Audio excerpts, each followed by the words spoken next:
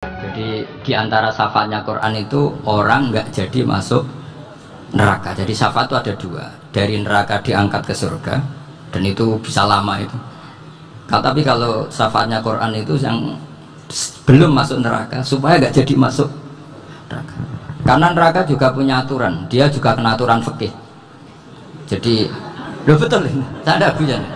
Jadi kena konstitusi apa? Fikih.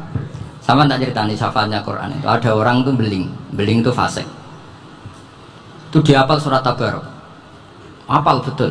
Tabarakalladzi biyadihil mulku wa huwa ala kulli syai'in qadir alladzi khalaqal mauta wal hayata. Pertanyaannya gini, boleh enggak orang menginjek surat Baqarah? Boleh enggak? Enggak. Padahal orang hafal Quran itu artinya ayat itu ada di hatinya. Fa inna wa ta'ala la yu'adzibu qalban wa al-Qur'ana. Allah tidak akan menyiksa hati yang menyimpan Quran, yang jadi flash disknya Quran, yang jadi rekaman Quran. Singkat cerita orang ini hafal. Pas ketemu Mungkar Nakir prosedur kan, ini orang fasik mau diantemin sama Mungkar Nakir. Prosedur ya, dia kan prosedur standar. Si surat Tabarok akhirnya menjelma jadi seseorang yang gagah berani. Kamu nggak boleh nyiksa orang ini. Saya ini kalamu. Kalau kamu nyiksa dia berarti nyiksa saya. Kamu berani sama kalamu. Wah ya tidak berani jadi Mungkar Nakir. Tapi orang itu nakal, harus saya gebukin. Tapi kata Quran tadi, tapi saya di situ pasti kena saya. Oh debat, nggak ada lajnahnya, ini gak ikut. Kalau keserjon ikut jadi lajnah. Kalau jadi lajnah pasti kroninan. Kalau santrinya dimenangkan nanti. Akhirnya debat. Ya sudah kita ketemu Allah. Akhirnya Mungkar Nakir sama Quran tadi surat Tabarok datang sowan sama Allah. Terus kata Allah, memangnya kenapa Mungkar Nakir? Saya harus nyiksa dia karena dia fasik ya Allah. Memangnya kenapa surat Tabarok? Saya ada di situ. Menurut aturan orang tuh nggak boleh injak-injak Quran. Kalau dia nutuk saya, nutuk Quran, itu harus dikasih tahu fikihnya Mungkar Nakir. Akhirnya Allah ngendikan gini ke surat Tabarok. Ya sudah terserah kamu. Kalau terserah pulau Gusti, Mungkar Nakir nggak boleh nyentuh orang ini. Ya sudah selamat. Sehingga terus itu sama baca di termasuk mujizatnya surat Tabarok di tafsir Ibnu Katsir banyak. Karena tadi logikanya malaikat itu juga kena aturan fikih. Sehingga banyak ulama termasuk Sayyid Muhammad ngendikan pertanyaan Mungkar Nakir itu tidak semua orang kena. Kalau semua orang kena nanti kalau tanya Nabi Muhammad, waman nabiyuka? Kacau kan jamnya. Nabi kamu siapa? Saya ini nabi. Ya kan? Lah nanti kalau pas ketemu Nabi Ibrahim, waman abuka? Jadi repot kan? Makanya ada kiai yang guyon kalau ditanya, marab buka? Saya ini guru tauhid sembrono. Saya ini ngajar Ummul Barohin, kamu tanya marab buka? Masyhur itu keramatnya Imam Malik. Ada Ashabu Malik, rajulun min ashabi Malik.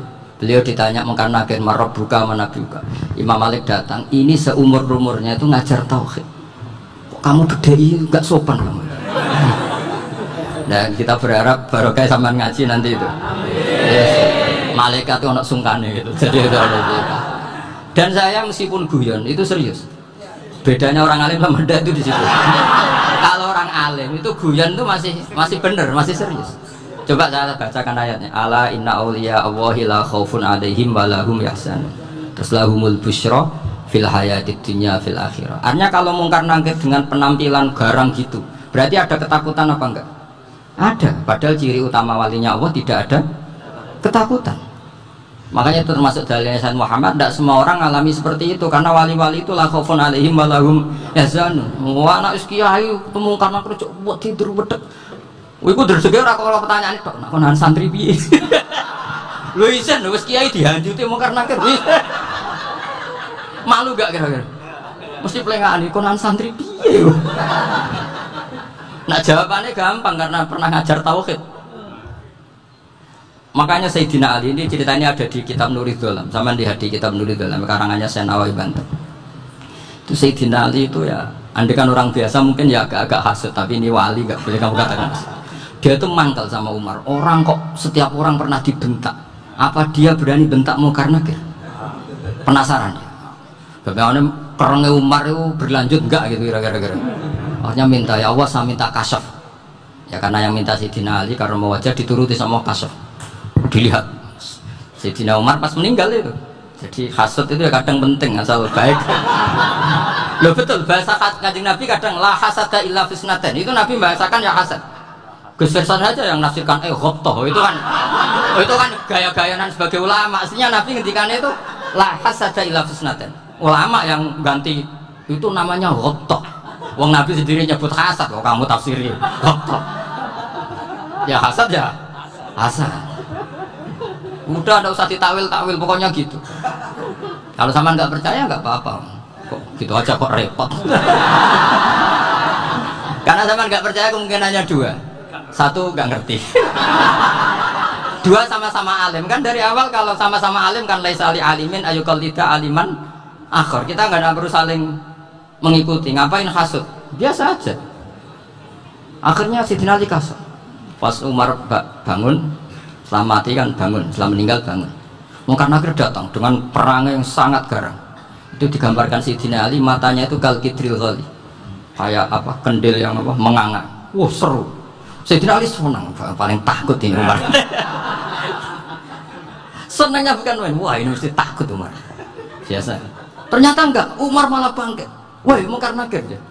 Kamu tahu menghadapi siapa?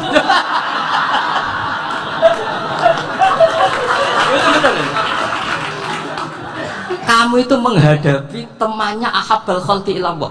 Yang diandalkan temannya bukan dia. Kamu tahu yang kamu hadapi, saya ini teman kekasihnya Allah. Jadi boleh kamu mengandalkan Mbak Virjon. Tapi nanti resikonya Mungkar Nakir ditanya, itu Virjon siapa? Wah itu masalah kan. Makanya syaratnya wali itu harus ma'rufun fis sama. Di langit sudah populer. Makanya dulu ada orang yang saking seninya Abdul Qadir ditanya apa saja jamnya Abdul Qadir Al-Jilani, itu aman karena beliau populer. Makanya program kita harus populer dulu di langit. Nah, itu nanti kalau dicatat oleh santri-santri nggak apa-apa. Kalau nggak populer nanti dicatat, itu siapa? Masalah ini. Umar itu yang dibanggakan itu, kamu tahu saya siapa? Ya tidak tahu, saya ini temannya kekasihnya Allah.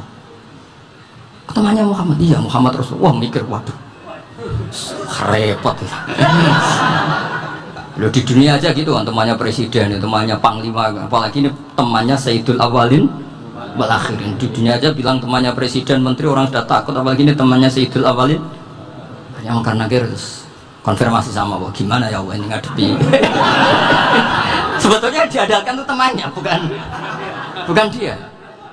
Wah, akhirnya sama Allah dibilang, ya bu, ya sama seorang seperti itu bu yang sopan. Terus semenjak itu Mungkar Nakir itu nggak selalu berpenampilan seperti itu sangat. Jadi semoga itu konsisten sampai nanti. Jadi kamu kalau ingin nggak takut Mungkar Nakir, jadi wali dulu.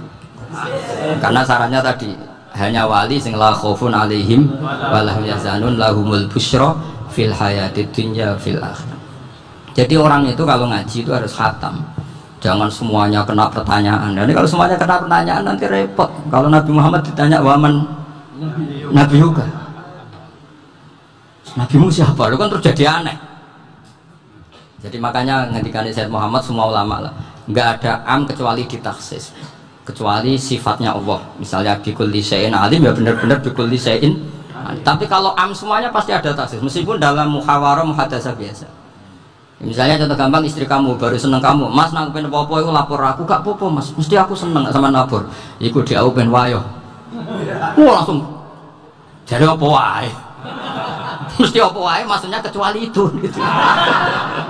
Padahal kalau ngomong mas sampean ingin apa saja tak dukung. Sampean bilang pengen gue iku wayo. Kira-kira disetujui apa enggak? Sama seperti kita kalau punya teman akrab, wah senang omahku gak apa-apa, anggap ya omahmu dewe, terus mlebu-mlebu kamar. Jadi tidak ada am kecuali di taksis. Artinya kalau ada cerita bahwa orang mati pasti ngalami ditanya Mungkar Nakir, itu pasti ada am yang di taksis. Itu pasti tidak dialami para anbiya, para auliya. Karena ciri utama wali itu la khaufun alaihim walahum yahzanun. Kemudian saya yang mau cerita ya supaya sampean bisa menghadapi dunia global ini. Tak bawa tafsir Munir termasuk tadi. Kenapa orang Islam Rasulullah SAW itu lebih senang kalau yang menang itu orang Nasrani Romawi ketimbang yang menang itu orang Faris, dalam hal ini ateis. Karena orang ateis itu lebih ngeri. Sebetulnya beberapa penemuan sains, terutama di ilmu medis, itu orang Amerika, kayak cloning. Tapi orang Amerika itu masih dilarang oleh gereja untuk mengaplikasi.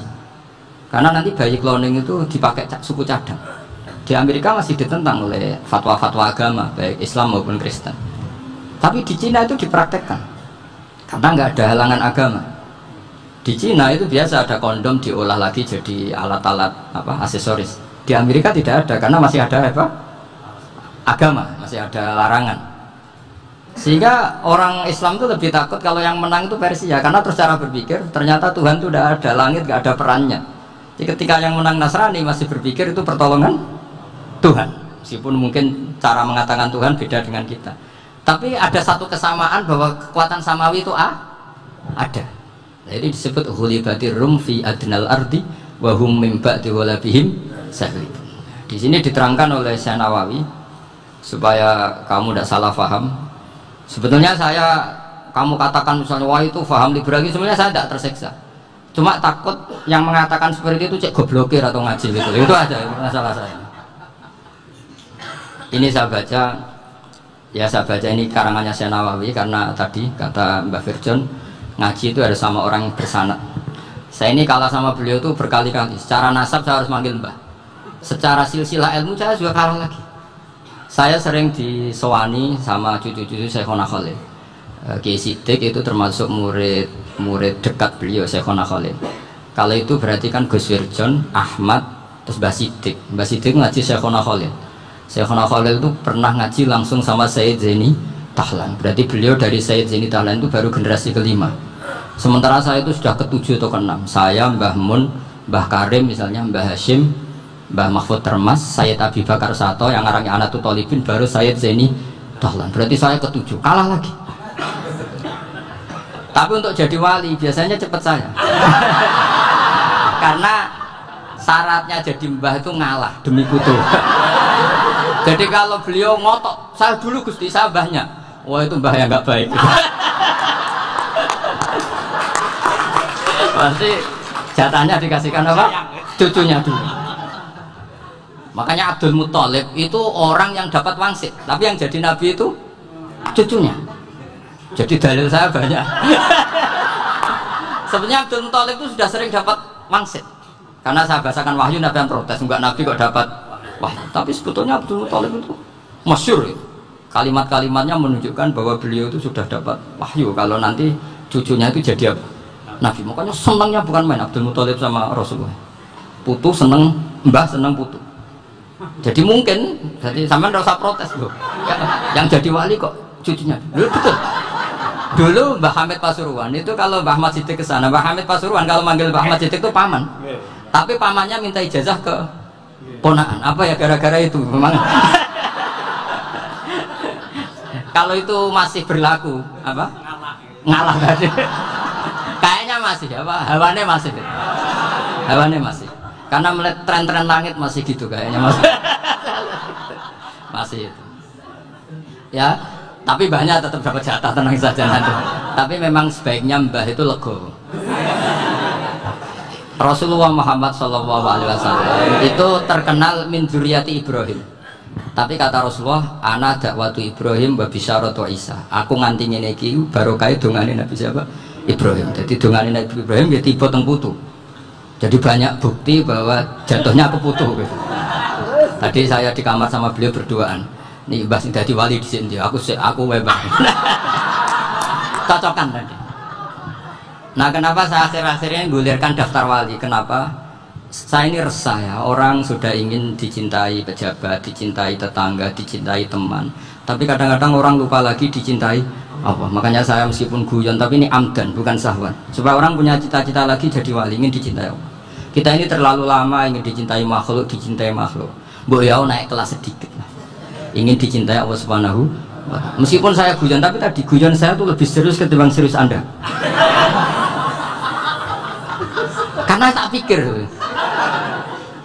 saya tuh kalau pergi itu seneng ngebis, bukan karena saya tidak punya mobil, tapi saya sering mau butuh itu supaya nggak diganggu. Karena saya tuh harus punya waktu sendiri.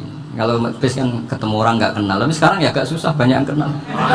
Dan susahnya lagi nggak minta ijazah, minta foto. Repot tuh. Mau dibenci itu umatnya Rasulullah Shallallahu Alaihi Wasallam. Mau disetujui itu sanatnya mana? Kalau ketemu orang alim minta apa? Foto. Itu nggak ada sanatnya. Nggak tahu saya itu mazhab dari mana itu. Ya mazhab milenial yang jelas itu. Ampun supe, dipun klik subscribe pun, dan subscribe pun panjenengan setengah saking investasi akhirat.